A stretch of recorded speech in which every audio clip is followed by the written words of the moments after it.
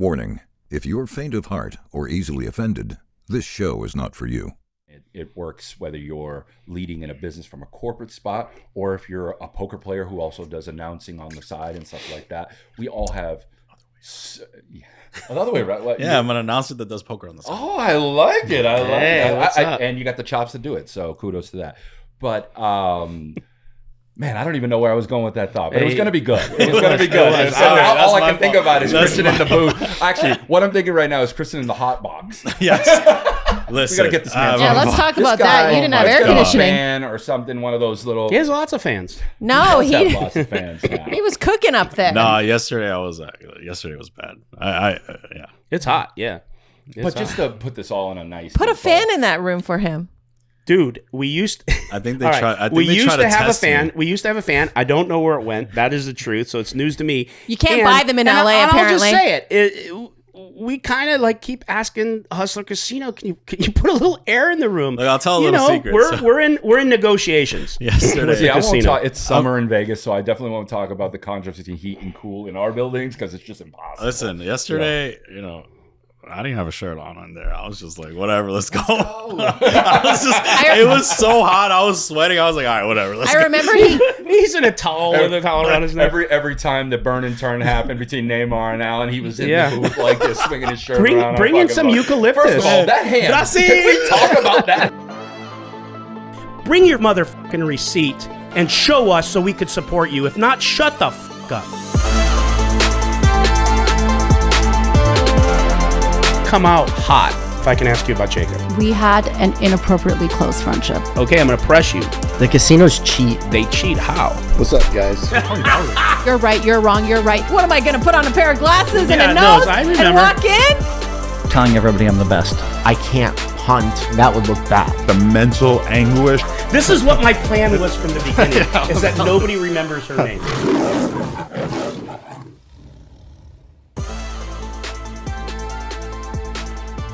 All right, welcome to the Nick Vertucci Show. I am Nick Vertucci, and I'm here with Veronica Brill and the poker boss, Sean McCormack, Mr. MGM Properties here. And we haven't done this in a long time, Val. It's been a while. Yeah, it's your fault. We've been busy. I know. So today the agenda You is... just accepted that. Yeah. It's really weird. Things have changed. Yeah, it is my fault. I mean, what if you say so?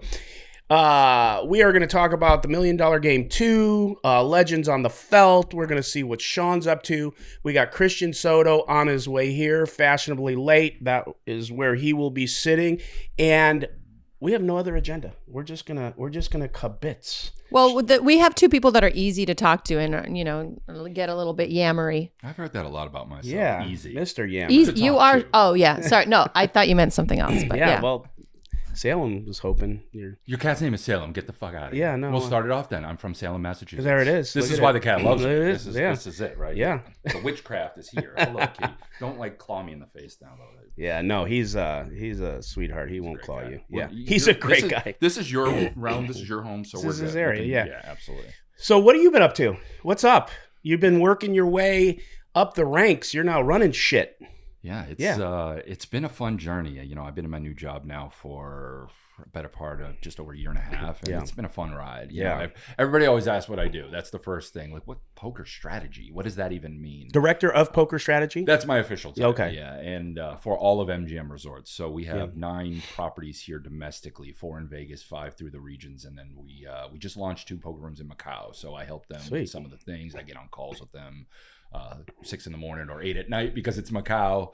And we talk about things. They're launching tournaments there. They're launching all kinds of stuff, promos and stuff. So they reach out like, how do the Vegas guys do it? And but the whole ride has been really great. And I've been with MGM Resorts now for I'm going to date myself here, November of 2006. So wow, what's that? 18 years. I'm coming. What'd you start at? What was the first job? Come on, tell everyone. Everybody loves an origin story. Yeah. Right? Where'd you come from? So I'm like I've already said, I'm a kid from just outside of Boston, and I played card games all my life. My dad taught me. Like, obviously, when you're 4, you do the crazy 8s and the go fishes, and then especially on the East Coast, 7-card stud is immediately going to get in.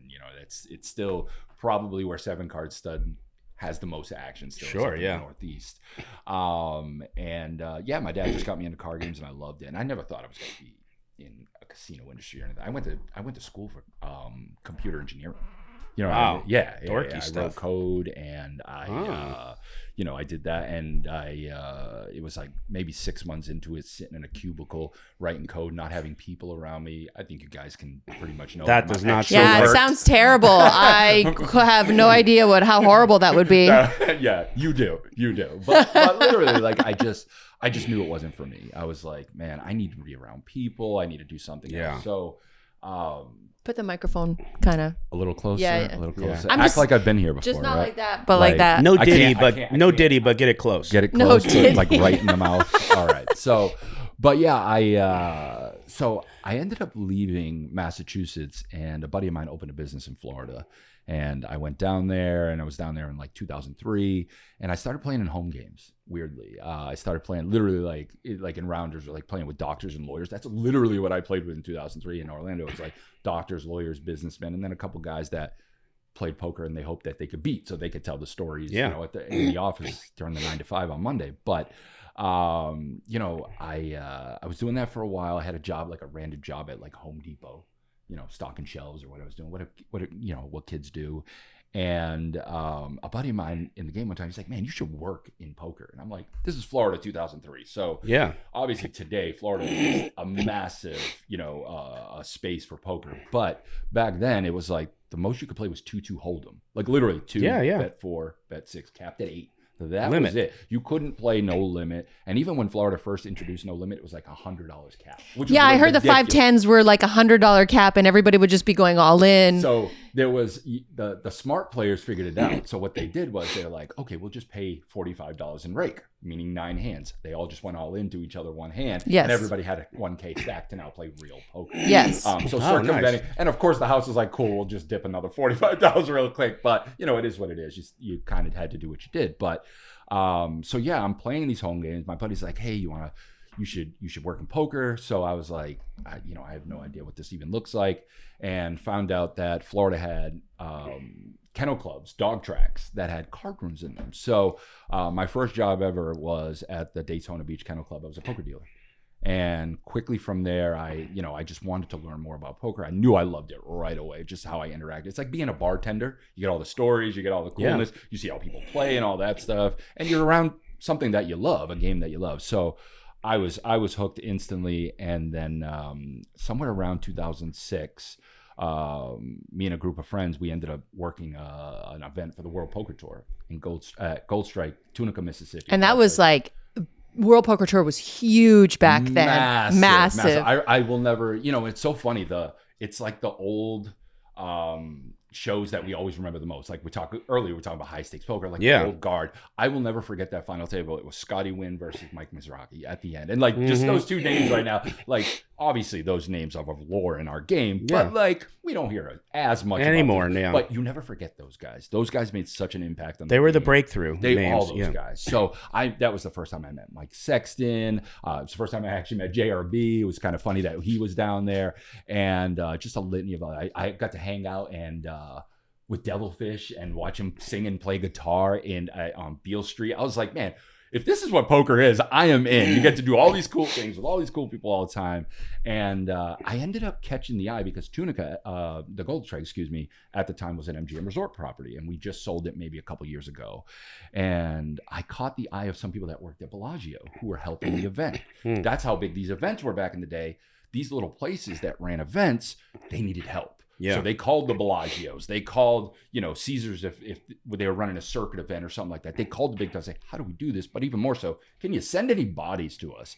So the Bellagio team was down there. I remember it was like Jack McClellan, Johnny Grooms was working that, just like, some of the legends of the game on my side of the table. And like I said, I've caught people, they were like, hey man, you should come to Vegas, work at Bellagio. If you're ever out there, let us know. I'm like, I'm a Florida kid. Like I'm an East Coast guy. I'm never going to leave, Eastern time zone. My mother's here. My dad was there. They were up in Boston, but still, it's a lot easier to see family when you're in the same time zone. So I never thought of it, and went back home. And a couple months later, the buddy that I went with was like, "Hey man, we should move to Vegas." And this is where the story really gets good. So we're hanging out at a Checkers, and if you don't know what a Checkers is, it's like a fast exactly food what joint. it is, Yeah, in Florida, like they were the hangout spot for like teens and 20-somethings. So we're all hanging out, and he said, "Yeah, we should move to Vegas." And I was like, "All right, if you're serious, we'll go tonight." It was 3 p.m. in the afternoon. I said, "I will pick you up at midnight." This is something you can only do today. I'm tired just telling you. Yeah. So, you know, I thought he was bluffing me. He's like, "Bet." And you guys know when you say the word bet in our game, it's booked. That's booked. Yeah, it's booked. Don't go back on that action. So I show up at his house at midnight thinking full well he's not going to come out. I kid you not, I couldn't get the second honk, and I beeped and went to hit it again, and he had 2 suitcases in his hand, and we went to Vegas and never looked back. And that's how I got here. And then literally started at Bellagio in November of 2006 as a dealer. And maybe 6-8 months in, I was looking around the room one day. I was like, fuck, I want to run one of these. I want to do this. I want to shape what this looks like. I don't want to, I don't want to have just a, not that being a dealer is a passive role, but when you're in operations, you're creating your implementation. Yeah. You're doing things that just like, you had a vision. You had a vision for it. Typically, when you're in that situation, when you're thinking about that, you're seeing things that could be improved. And what were you seeing? So back then, I mean, we're talking like a couple years after the moneymaker boom here. Right. So like, it's funny, I became the mixed game guy. I became the guy that knew all the rules for the games that no one wanted to know all the rules. So everybody knew Hold'em. We know how to deal PLO. We know how to do certain Omaha 8 or better. But it was like in 2006, 2007, 2008, it's really when games like Badoogie, Badesi, all those games started to get legs, and nobody knew how to not even deal them. They didn't even know. People would flip over hands, and dealers would be like, "Is that the low? Is that the high?" It was crazy. So I globbed onto that and said, "You know what? No one wants to deal with this, so I'll deal with this." And I just became not just a Bellagio, the mixed game guy. I started getting calls from Foxwoods. "Hey, Sean, we're dealing with deuce hand. We're doing the redraw. How do we do this?" I get a call from Florida. I just became the guy. And then, people started to gravitate towards me and stuff. And I know somebody's going to ask me where the Poker Boss name came from. I always get asked. Hey, where'd the Poker Boss name come from?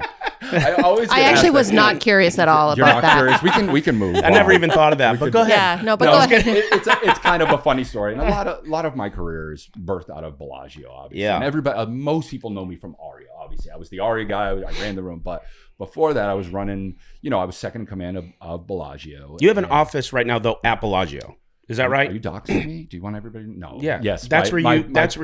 I always tell people that this under is my the fountains. This is my office, and I know you two can relate. This is my no, office, totally. so. But where, like, if I was to come see you, you would, if you were you in. Can't get to me, but because there's 3. I've been in your office, bro. You have been. I have been so in your know office. Yeah, I know it. Yes, my office, and most of the command structure for MGM Resorts is at Bellagio. At Bellagio, yeah. A lot of people think it's some corporate building somewhere. No.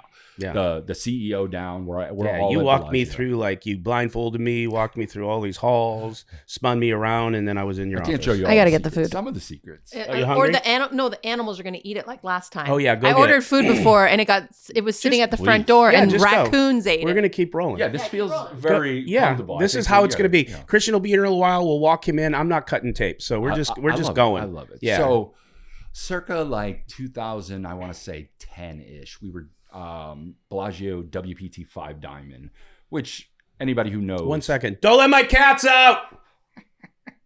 Okay, go. That one right here. Yeah. So yeah, like I was saying, like 2010, World Poker Tour comes in as they always do, and anybody that knows Bellagio and World Poker Tour, there's such a rich history there. Oh yeah. Bellagio was the first event of the World Poker Tour. Wow, yeah. They are the charter member. They are the charter stop, and we have a banner in the room that says as such, and we're proud of that relationship. Yeah. And we still have a strong relationship with the World Poker Tour. We do things.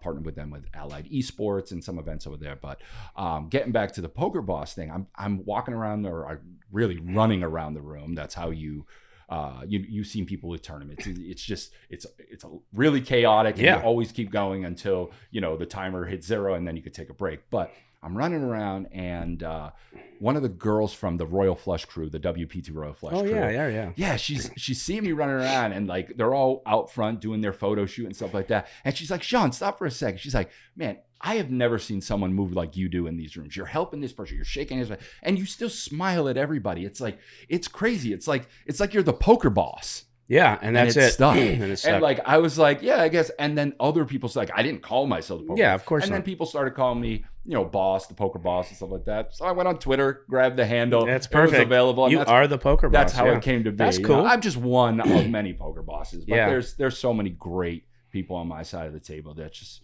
love the game and want to see it expand. And that's kind of where I am. I just love the game. Yeah. Listen, when you do something that, first of all, we've been friends now a while, talking with you, you could not be in a cubicle. You must have had so much pent up, anxiety when you got home that you probably had to call everyone you knew and get all your words out. But, when you do something you love like that, you're just gonna and you're ambitious, you're just gonna rise. Yeah. It's not a lot of people can say they do what they absolutely love. That's cool. What's going on now with what's in the plans? What's Bellagio, MGM? What's your vision for poker? To be the best. Yeah. Destination, guest experience, poker, yeah. everything. Yeah. That's what we want. We just, I tell people when they come to our poker rooms, I said, everybody has poker. They have chips, they have cards, they have dealers. The rules are the same. Cut cards, the dealer buttons, all of that's the same. Tables, lights, all that. Oh, yeah. We It's all the have same widget. So the only thing that can separate you, and this is true in a lot of businesses, it's not like this is just to the gaming industry, but if you don't treat your business like you're in the guest experience business, you're wrong. That's what it's about. It's about that first interaction they get when they get there and the last interaction, whether you're up, down, stuck, in the middle, it doesn't matter. That we thank you for coming in, that we welcome you back, and that we make you feel like you're a part of the business. It goes a long way. Yeah. It goes a long way. And, you don't have to say this. I'll say this. Not to bring it back to, well, it's actually not me. It's the Hustler Casino. That's the one thing that I would tell you. They obviously needed to get on the map with a vehicle to draw people there. That was us, right? That was Hustler Casino Live, High Stakes Poker Productions. But with that said, that's like so many of the players there, because of management, and mostly the management within the building, makes them feel that way. They get that experience. I just had a player, I was playing 5-10, and he's just like, we come here because of the way they treat us, because of like how they receive us if we need something. And I'll just say it, I don't care because I'm banned, but like the Commerce Casino had all that business, right? They like had it. And you got the slowly, I think it was when maybe Morongo or somebody bought them, right? A bigger company bought them.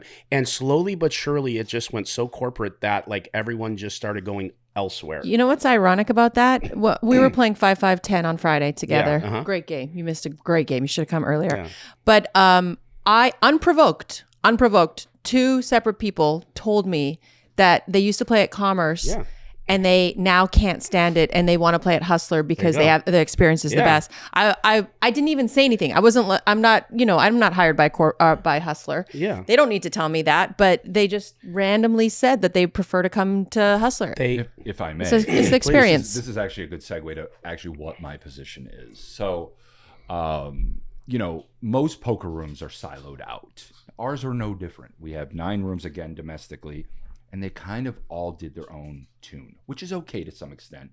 Borgata shouldn't run the same things that Aria does. Bellagio shouldn't run the same things as MGM Detroit does, for obvious reasons. However, when you silo all these people out and you don't strategize together, you miss something. You leave something on the table. So that's strategize together with the other. Correct. So okay. I've already implemented strategies. I've already implemented, policies, procedures, different ways of doing things, so that if you, Veronica, worked at Bellagio and you're like, you know what, I want to go to Borgata and work, you don't feel like you're out of place. You feel like you're still part of the MGM family. We have synergized our operations in poker in a way, and we're still working. We're still got a lot of work to do. There's a lot of things coming down the pipeline. I know that's what you're kind of poking at. No. I was just wondering what you had planned. That's all. So, we're just doing things bigger, better, but we want to make sure that we don't lose quality for volume. That's key. Way. Yeah. Yeah, that's key. Anybody can put 70 poker tables in a room and just run it like shit. Speaking frankly, you can run it like shit. However, what separates is, again, it's the guest experience. What separated you from your competitors? And I'll give you guys kudos, because I honestly And no knock on them. I didn't really even know who Hustler was. I used to drive down the 15. You're right. Now I fly because I can't deal with that 4.5 hour drive. Yeah. I take the 40-minute flight. But I used to drive down the 15 and religiously watch rounders every time I'd come down. Yeah. Every single time. And I played at 2 casinos only. And really it was one. It was Bike and Commerce? It was really the Bike. The Bike was my home. And really the reason why, because they were ahead of their time with Live at the Bike. That's why. Sure. In 2005, I was watching Dave Tuckman and Bar Hansen. Yeah, I was same. already watching them. I went on a couple shows that are probably somewhere, just like other shows that I've been on with you in the past that are still up there. But yeah, I love that show. But I loved that they tried something new. So that I've taken that literally they have been. That was a light bulb for you. Kind of a guide for me still today that I can go continue to innovate, continue to accept the technology, continue to accept the way the game moves. Yeah. The game is not just paper cards anymore. It literally is. We got streamers, we got vloggers, we got all these. I was about to say content creators, vloggers. all this stuff, which I'm so happy that MGM Resorts, we developed a policy to say, all right, slot streamers, you want to come in? This is your XYZ. Poker players, you want to come in? We have a road to do that now. You want to record table games? We just had the Real Casino King. I don't know if you've seen his content. Oh yeah, we interviewed him. Okay, perfect. Yeah, he's a great guy. He's great. I love him. I think he's awesome. And we just had him at the Mansions at MGM, which was like super cool. Like if anybody knows the Mansions at MGM, it's a one of a kind experience. So to be able to play in the Mansions Casino and be able to record, it was the first time we ever did it there. We've done it in other spots, but such a cool experience. And poker has those cool spots too, probably more than anything else, because we're a community-based game and we're seeing it with all the like who's your favorite vlogger right now? I'm sure you have one. Like I'm a big Ryan DePaulo guy, and I love. You were talking about Ryan DePaulo last night. He's not doing this just for the cameras. Like you really love that guy. Ryan. I love Ryan. And I, admittedly, I'm friends with although he's not with ACR anymore. I'm friends with a lot of people that work for ACR and stuff like that. No, I'm not here to shill for ACR in any way, but I appreciate that they do for the business. But yeah, Ryan's a good guy, and I love that stuff. But it's those little things that keep people connected to the game, because these vloggers, and the reason why I'm so pro, just bring them in while keeping people safe, and casinos are still casinos.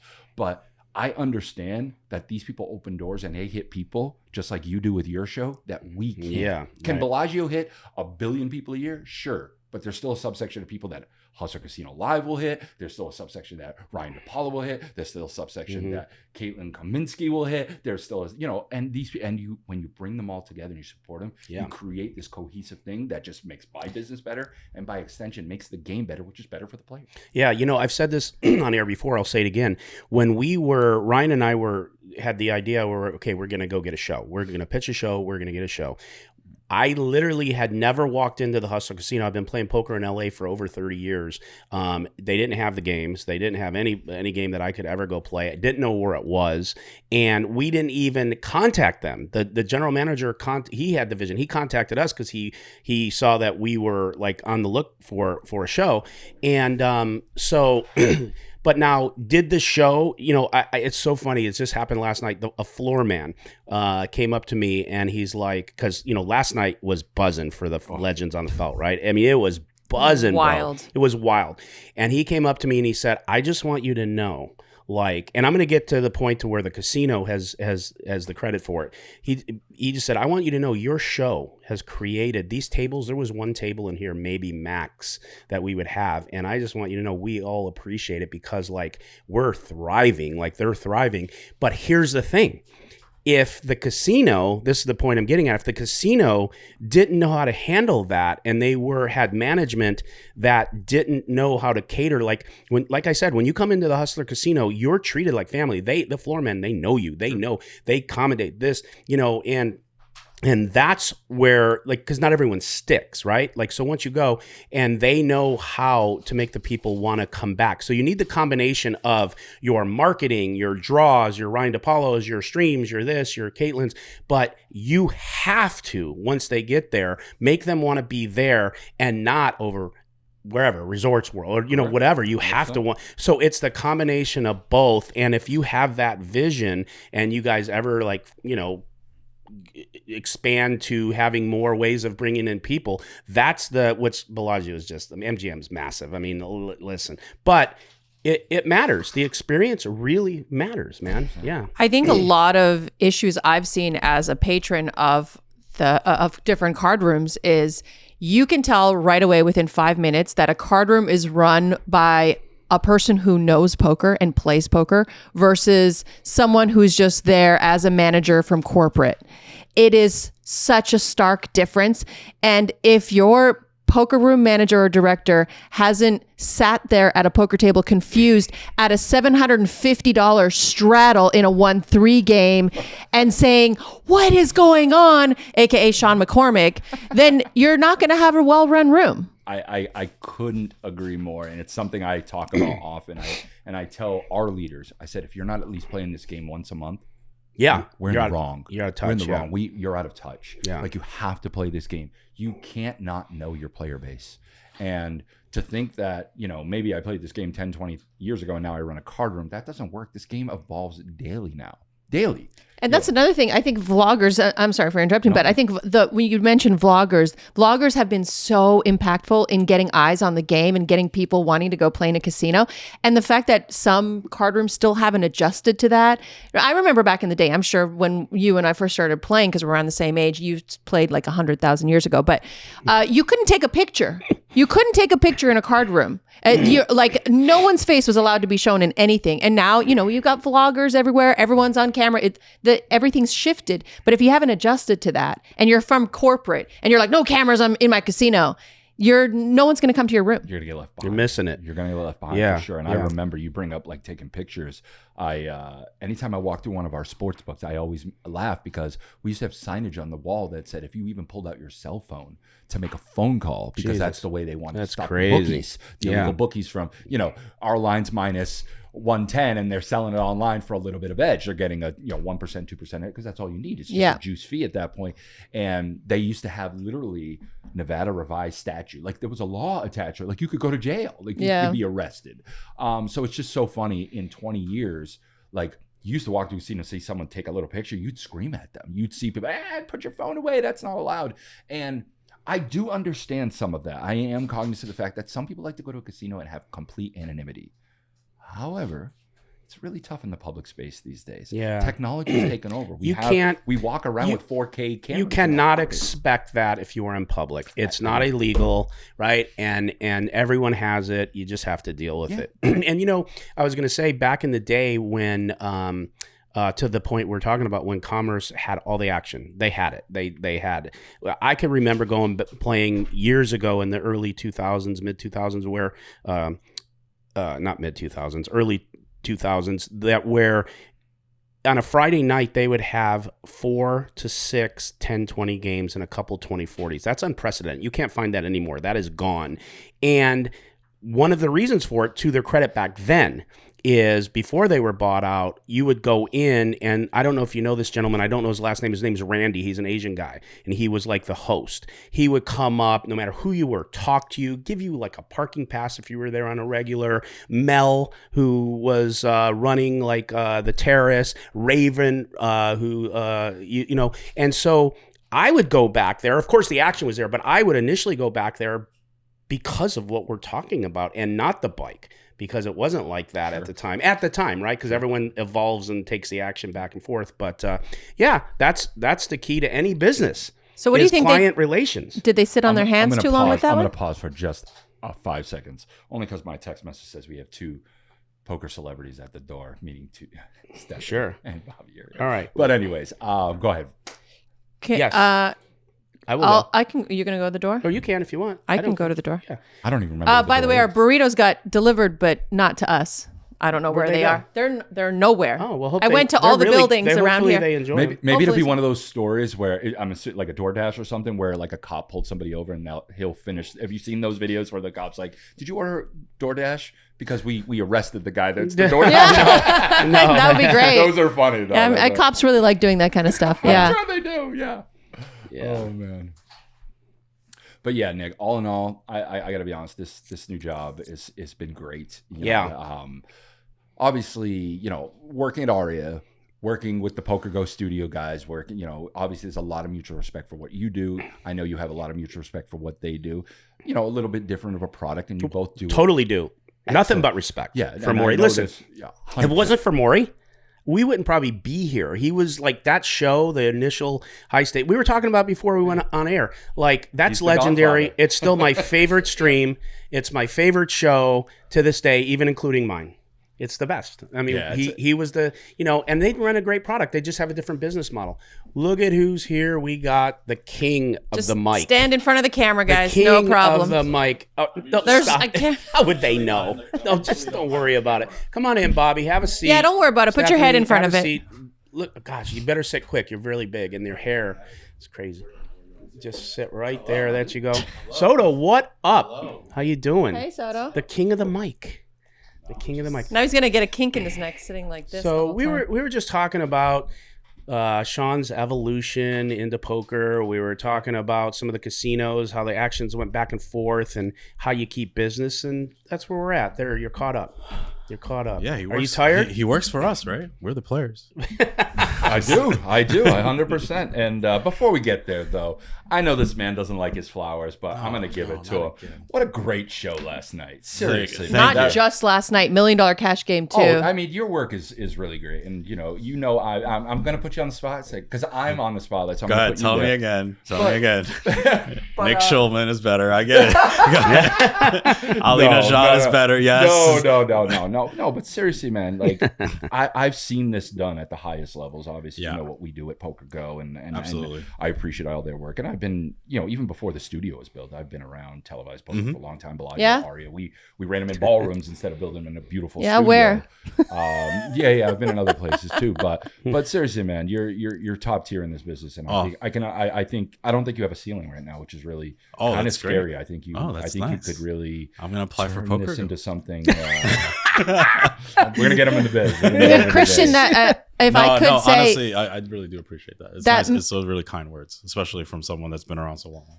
The $1 Million Cash Game, that first night you did commentary, I don't think you or anyone could have done better. I think that was immaculate and perfect, and like I don't know what happened because you used to be terrible. No, I'm just kidding. I agree. No, but you're such an amazing commentator. You've grown and evolved, and you're actually my favorite. You should have been here on time, bro. This is good stuff for you, huh? Did you expect all this? No. And then last night, I still haven't watched last night, but I'm pretty sure it was just as good as that $1 Million. I mean, the players honestly just make it so easy, and it's a combination of the players and the fact that Hustler gives me a lot of rope because I can't do. At least I don't think that WSOP or WPT will just give me the reins to be like, did he say a honey pack? Is he talking about his girth? Like, there's no way I could ever say that, right? So it's partially the fact that, Nick and Ryan give me so much rope to run. We were just talking about that. Yeah, and the fact that, like, the players are just so, like, I mean... They're irreplaceable. I talk to Nick about that all the time. I've never had a media job where I have this. I have the freedom to say whatever I want. I can swear. I can talk about anything. I can make all the jokes I want. No one is putting questions in my ear, which is obvious sometimes because they might not be great. But yeah, it is an environment which I think makes Hustler Casino so great is that no one is tied down and forced to say anything. Like you have the freedom to be as creative as you want to be. Yeah. And it makes the show great. And not everything lands. Like, sometimes things fall flat and that's okay, But yeah, I mean, I'm very lucky to have the players sort of carry the show, and I'm just a fly on the wall speaking for the chat. So last night I didn't tune in a lot while I was there to the table chat. I would assume that it was off the charts most of the game, or not really. I mean, I really don't know. We need to protect Ryan Garcia at all costs. What was he saying? This man is just amazing. What was he saying? Well, you know what he told me before it started? Before we were on air, he took a seat in seat 9. He goes, "Hey, Nick," he goes, "just so you know, I'm going to let it rip tonight, man. I am not holding back." I said, "Bro, fucking go, baby. Let's go." Did he tell you he was going to undo his pants at the show? No, he didn't. I said, whatever you want to say or do, go and say it and do it, and we'll deal with it.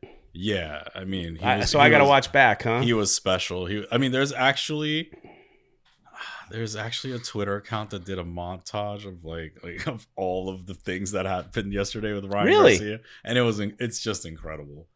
It's just incredible. You got to tell me which one. I want to watch that back for sure. I'm He's the best. He's my favorite. I like his style. I know a lot of people think he's out of his minds, but maybe that's what you like about him. That's why I like him. I like people who are broken, bro. Like he's the best. I like him. That interview you did with him last night was great too. It was fun. You're like, look at the camera and ask him. You know? Yeah, he's like, Dana, I'm coming. I want to fight. I'll fight some C-level fighter. He's like pitching it. You know what I will say about some of the guests that you guys get, and kudos to you guys, that like you get some A-listers for sure. So, you know, like strong work you guys do. But the guys you get and gals you get to go on these shows, they're personable.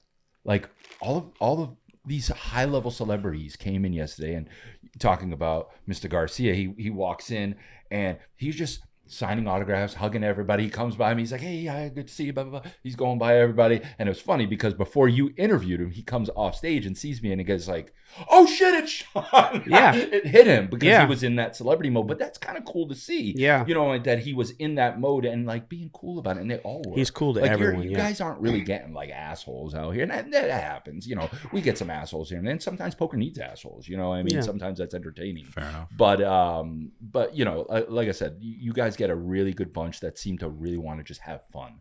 And that's such a massive thing in poker these days, is that how do we return the fun to poker? And it's why things like mystery bounties are so exciting right now, because they add an element of wow. So we look for those other things, and we're seeing it in cash games now too. The stand-up game, the deuce to seven game, all these things that are getting added that increase variance, they increase luck, but that's okay, because the pros are still going to win at the end of the day. Yeah. If you're playing 28 minutes of solid poker and you do a couple double board bomb pots, a stand-up game, a deuce to seven, it's not going to take away from the pros. It's going to eat at them this much. But if they're in the right games, nobody's worried about it. John, and you're keeping the recreational players engaged. I think it's great. We've talked about it many times. It's like this. Look, there's a place for all of it, right? Like we have the poker connoisseurs who just want to watch like really good poker and they want to like concentrate and no drag on that. That's great. That's how, you know, a lot of poker really is.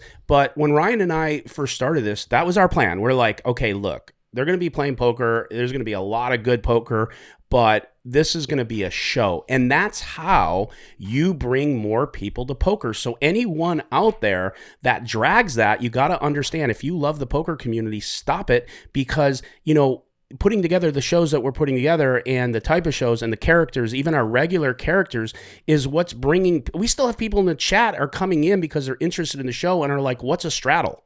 Well, Jimmy Butler didn't know what a straddle is, did he? I think he was kind of stumped. Well, yeah, but that's like, you know, we got a guy playing the show who doesn't know what a straddle is. That's awesome. But he's got 10 billion people that want to come watch, you know, him play poker, and how many percentage of them are going to continue to watch? And then they're going to find Poker Go, and then they're going to do, you know, and so this is how you grow poker. You have to be open-minded to the fact that you have to try to find a way to bring in people that don't watch poker if you want to. And when poker gets bigger, you make more money. I make. That's how we grow, all of us, even the content creators. That's how you make more money and you build businesses, because you need to have more in the community. You're lowering the barrier to entry. Yeah, that's it. Yeah. Right. I could have just said that. I tried to help. Yeah. Out. But, I think it also gives. Sorry, Christian. There's so many of us; it's hard to get a word in. But I think it's like a great equalizer, right? So we're showing that, you know, celebrities coming in, Jimmy Butler, and then we've got, you know, Randy from down the street who's like, I've been saving up $5,000. I want to play Max Payne Monday, and we all can play. Sorry, Christian. Go ahead. No. You're 100% right. I think that's what it is. Like, at least for me, when I do commentary, I can do the other side of commentary, which is strategy.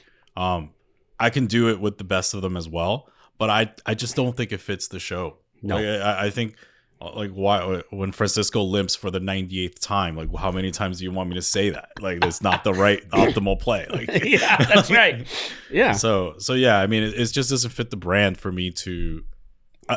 I'm like a chameleon. Like, if you put me on Poker Go when next week, I'll be there and I'll do the other thing. But, you know, for now, I'll stay in the hot I thought room. during the $1 Million Cash game you did a good balance. There was some strat during the $1 Million Cash game. Because that's a very, like, you know, the $1 Million Cash game is special because you sort of now have to bring a little bit of strategy because these people are trying. Like at this point now, and you have some big name players like Doug Polk in the building.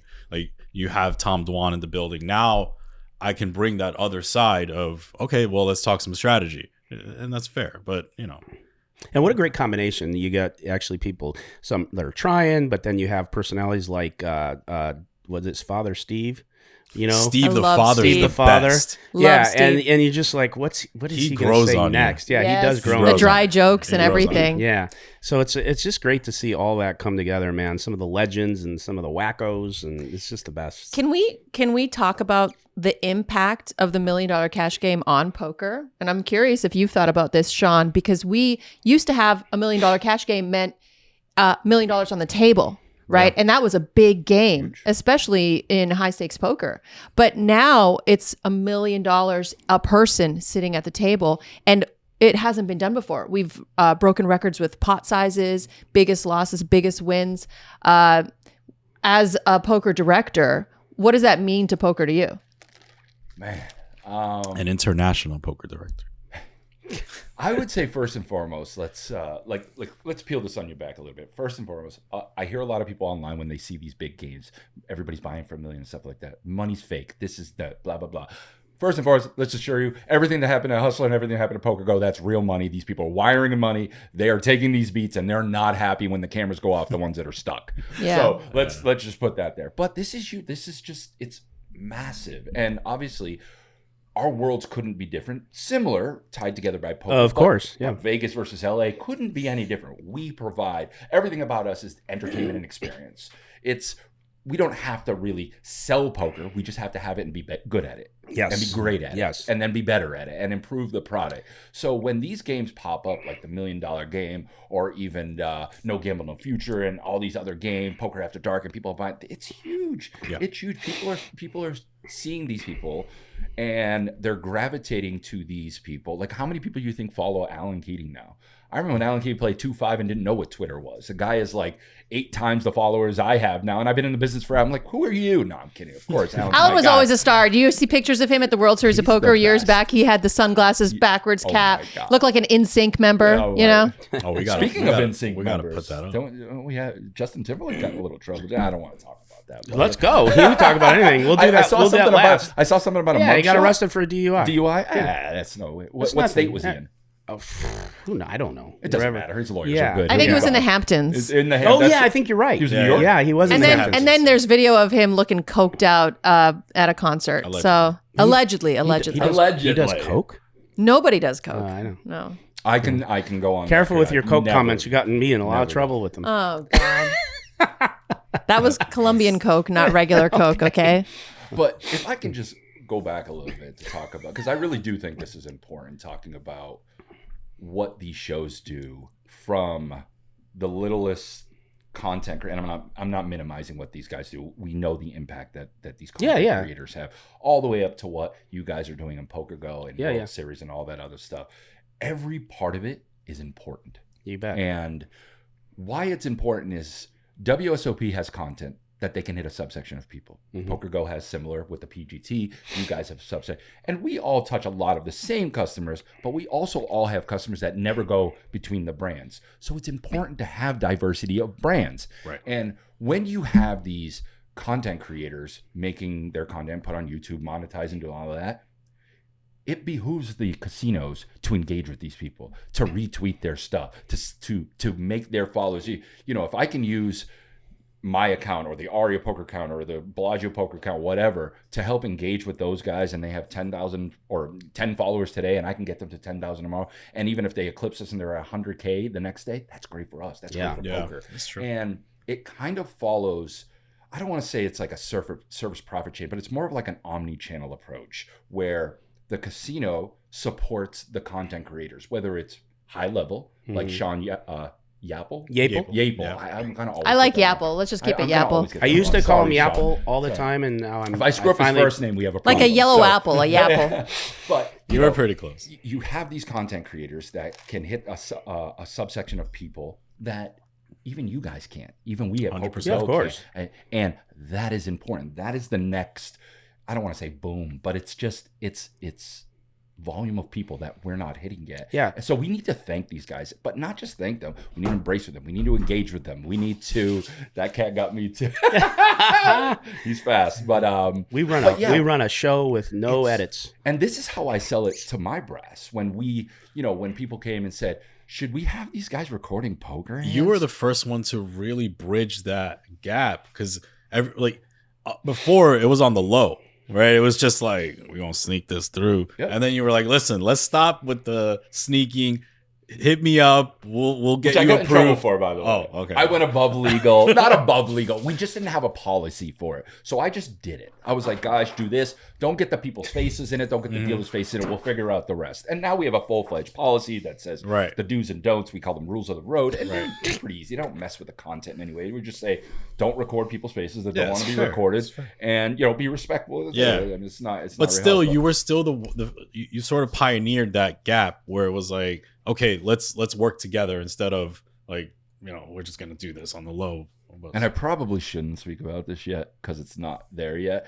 But I will be happy to announce very soon that this policy is going to get even better and even easier for content creators to be able to come in and not, hit me up 30 days in advance and put out this form and fill all these. We're going to streamline this for me. Sweet. So if someone wants to come the day of, we're going to make sure that they get their nice. Yeah. And HCL, Ryan and I have a policy. It's like, look, if you come play on our show, or even if you don't, if you want to make a training video and use our content, if you want to make a clip because there's a purpose for it, whatever, we don't like X any of that stuff out or flag it or whatever. We're just like, yeah, man, go do it. The only thing we won't do, of course, is if they want to take all of our show or all of our clips and make a complete business out of it, and then, whatever. But other than that, like, yeah, you want to clip a stuff, you want to do you go. Like, we're not going to get in your way. To your point, like, not only good for poker, but we're going to get more subs. We're going to get more eyes on our show, but then we get more eyes on our show, and then they're going to find poker go. And so it just all works. Like, you have to. You can't be like the poverty mentality where you're trying to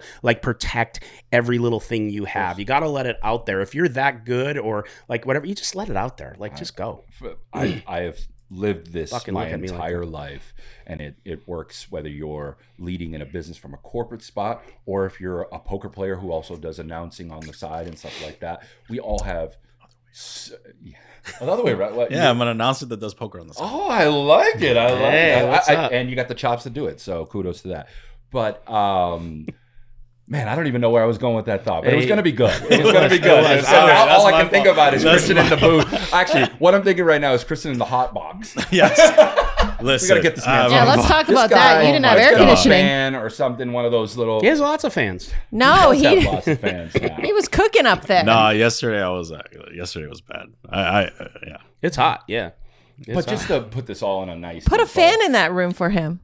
Dude, we used. I think they tried. We used to have a fan. We used to have a fan. I don't know where it went. That is the truth. So it's news to me. You can't buy them in LA. Apparently, I'll just say it. We kind of like keep asking Hustler Casino, can you put a little air in the room? Like, I'll tell a little secret. We're in negotiations. Yesterday, I won't talk. It's summer in Vegas, so I definitely won't talk about the contrast between heat and cool in our buildings because it's just impossible. Listen, yesterday, I didn't have a shirt on there. I was just like, whatever, let's go. It was so hot. I was sweating. I was like, all right, whatever. Let's I remember he's in a towel with a towel around his neck. Every time the burn and turn happened between Neymar and Allen, he was in the booth like this, swinging his shirt around. Bring in some eucalyptus. First of all, that hand. Can we talk about that hand? I've been in poker 20-some years. I've never seen a hand like this. No, that was insanity. Can you bring us back through just a little bit of that hand? Yeah. Was that you that was correcting me with the percentages? That was you, right? No, I didn't do. No, who was that? I have no idea. No, are you being legit? Yes. I gotta find out who that was. I promise. I didn't tell you. Maybe that was Ryan. It's got to come to an end. A goal. Oh, he calls. Neymar. Borra. Jack 10? No. Can it hold? Okay, that's not good because that means the other card's a pair. Brazil. Twice. Stand up. 200K pop for your boy. Flush draw. Borra. 9. Called him with a 9. Oh my god. Brazil, where you at? Easy call. No, I was kidding. Can it hold? No, diamond for Keating. Oh no, not again. No. Wait. You want to do it for one more card for 50? One more card. Go ahead, burn and turn. One more card for 50. 50? 100K on the side for one card? This is sick. Let's go. Black. Borra. 50 goes only for this last card, correct? Okay. One card for 100K on the side. Black. Yeah. Wait, hold on. We're not done yet. We have not stopped negotiating. One more for 50. Wait. One more for 50. Another 100K on the side? One more for 50. For one more card? All right, here we go. There we go. I'm superstitious around here. Okay, ready? There we go. Now we have a. This is incredible. Vamos! Please! Vamos, Brazil! Black! Okay. Black! Yeah! Brick! Borra! How did I lose so much in this hand? That's crazy. Yeah! Brazil!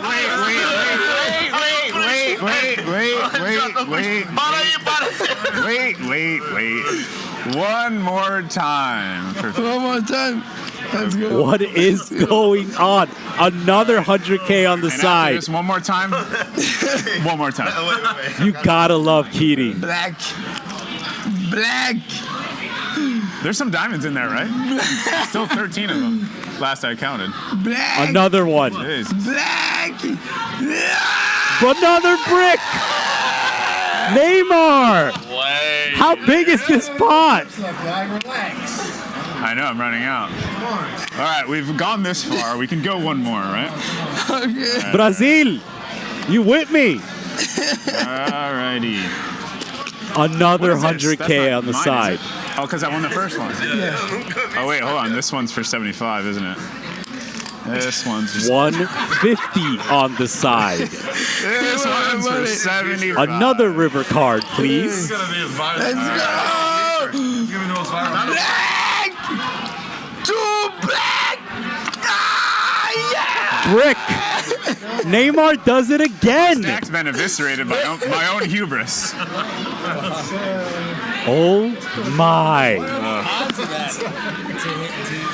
right. Last one. Last one. Neymar. All right. Absolutely burying Alan Keating. Hold on. 60. 120 on the side 60. now. Okay. Look at this run out. He won the first one and never again. Three. Like 20 I want to do the math. Three. Yeah. Brazil! Brick! Neymar! Am I gonna get Another sacked playing one! this game? Oh my god. All right, hold on. I'm all in here. 65. He's all in. I can't be talked off the sledge, you Vink, so don't even try. Don't even try. 71. All right. You're having a blast. I'll tell you that right now, dude. Match my poultry stack with yours, please. I'm gonna give you like a good rub. 71. Wait. He's doing the math. 73. Here we go. 74. Keating's about to be all in. 75.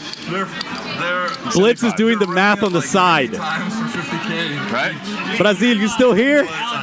Chat going ballistic. I don't care the odds. Just hit it. I'm about to get stacked. Look at Neymar. Here we go. Players on their feet. The-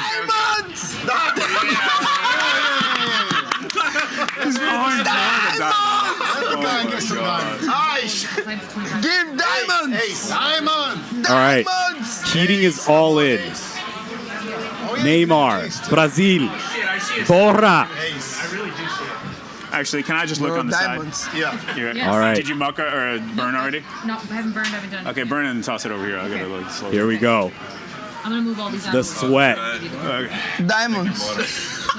Burn and give it to me face down. And then I'm gonna give it 5 diamonds. Put 5 diamonds. Don't put it there. Then the TV can see it. Here we go. We're gonna sweat with Keating. Let's We were sweat better this friends together, before this chat. started. Now we're gonna have to renegotiate our friendship Look at Vertucci. from a new position. No. Yeah, Lord. That's some serious pitching, bro. We can't see nothing. Ooh, black. Oh my God. No, 10. It's a black, but I think it's a no side. Hold on. It's 10 or 9. No? No. Oh my God, it's a 4 side. 6, 7. 10. Oh my. No have diamonds. All right, last one for $25. Guys. And the flip god. Yeah. Neymar is the flip god. Brazil. He stacked Keating in flips. Neymar actually makes like a very good call on the like an all-in call. He calls with like I believe it was middle pair, and Keating has like the nut flush draw, and then they were like, okay, let's run it twice, and then they end up chopping, right? But then I guess for Keating, he wanted to feel something, right? So he's like, hey, let's run it again, 50K each, so like 100K side pot now for the next river card. Wild. And I'm like, in my head, I'm like, wait a second. That's a really good deal for Neymar because he's like 80%. Mm-hmm. So then they run it and Neymar wins. And then I'm like, okay, that's pretty generous. So they were betting 50 or 100 each? 50 each. So 100K on the side, right? So literally 100K equity at that point is 10K. Right? He's like a 5-to-1 dog or give or take. Yeah. So he's literally giving away 40K every time on every turn. Literally, essentially, that's kind of what it is. Yes. So then he's like, let's do it again. And I'm like, wait a second. This is getting a little out of line. And he bricks again. And I'm like, all right, well, you know, that's pretty generous. And he's like, let's do it again. And then he increases the amount. And I'm like, what the fuck am I watching? Like, this is insanity. And then he bricks again, and I'm like, okay. And then I'm start thinking like some like weird math is going on in my head. I'm like, okay, well, I guess like because of card removal, his equity has to be going up. Right? Yes. And then he's like, but he keeps bricking. He keeps bricking. Yes. And then he's like, all right, 75 each. And I'm like, what? It's one card. But he's smart at this point because his percentage. Yeah. He's middling. He's bricks again, and I'm like, wait. And now I'm like, Keating's about to stack himself on this. What a great hand, though. Insane. We're going to be talking about this hand for years. No, it's an iconic hand. He wanted to put the $25 left in action too, because that's all he had left. Obviously. And then he was like, "I got an extra 1,000 just to see if the first card's an ace." Right. He came back after the bounty was paid. And it's like, let's try to run it up. Yeah. But honestly, this is one of the most memorable hands. There's certain hands in poker that you remember, like just. You know, the big bluff from Rampage is like a very memorable hand. The quads over quads for Roble, like from a long time ago, super memorable. And this one now becomes one of those iconic hands. The Phil Ivey heads up where he just like 4-bet all in with complete nothing versus another player, another iconic hand. But this one goes down in history. Yeah, for sure. You know, I was talking about this morning. I was like, I don't know when the GPI is, but the hand of the year has to be nominated for this. Like, this has to go in. I don't know how many more good hands we're going to have, but I'm assuming this will be in. I don't know when the date closes and stuff, but my nomination for this hand is in.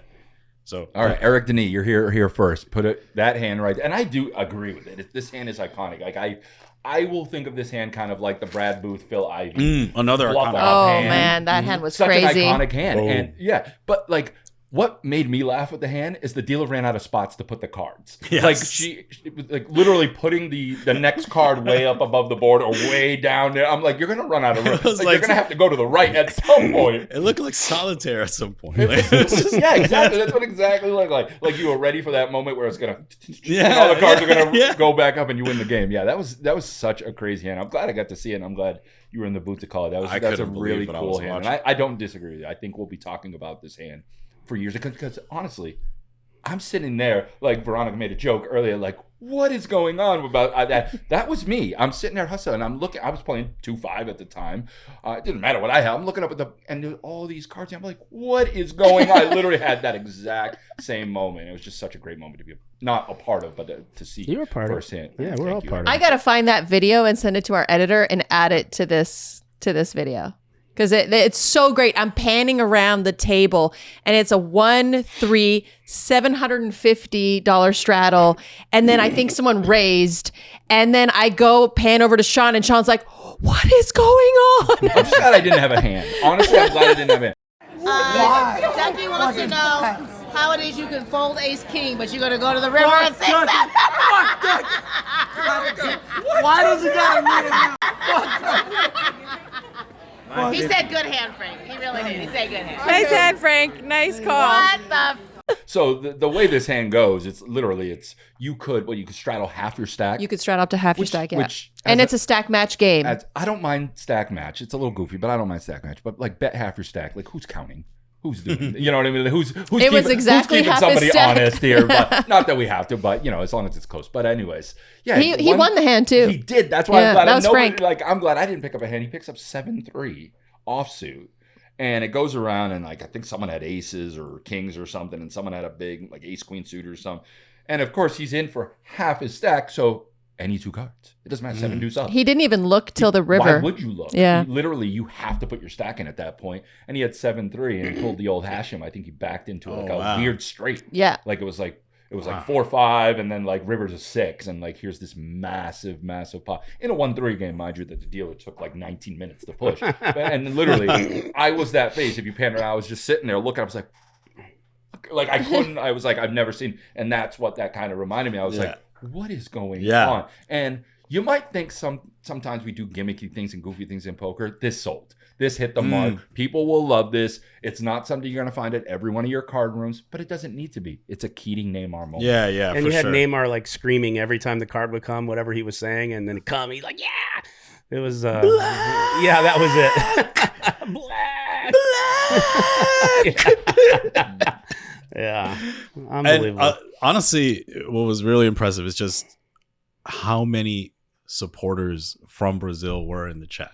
And they also had and in the room and sub streams that had this going, that had a bunch of people from Brazil yelling "Borra," "Vamos Brazil!" And I felt like I was in a I want to say soccer, in a football game. What fans didn't see was not only so there was the first row of ropes that was anyone who's with the players or with the stream or whatever. Then you had the second layer, which is tables with everyone playing, but then it got so packed they had to go past those tables and put another rope, and you had people lined up behind with cameras and just waiting with shirts and soccer balls. It was insanity. Have you ever seen so many people in LA wearing Brazilian soccer jerseys? Well, no. Never. It was all yellow and green last night. Yeah.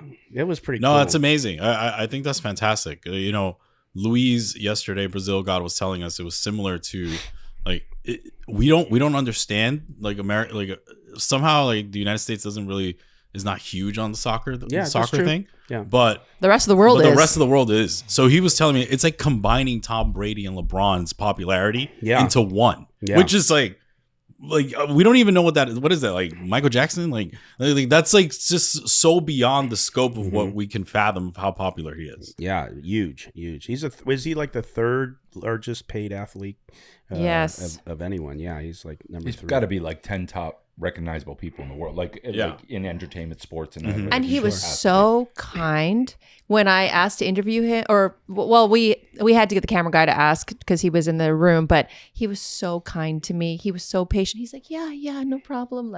Asked if he could answer in Portuguese. I'm like, yeah, for sure. Do what you want. Kindest person ever. Yeah. Usually you'll meet someone like that and they are that kind because you don't get that far in life by stepping on people and being an asshole. He's great. Actually, I was pretty lucky because there are some words in Spanish that I could understand. Because I speak Spanish fluently, I could understand a little bit of the words he was saying.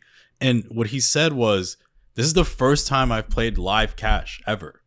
Wow. I was like, what? Is that real? And then I asked the chat to confirm that what I understood was correct. And they said, yes, that is correct. That's what he wild. said. And you know what he told us? He said, I fucking love this, so he'll be back.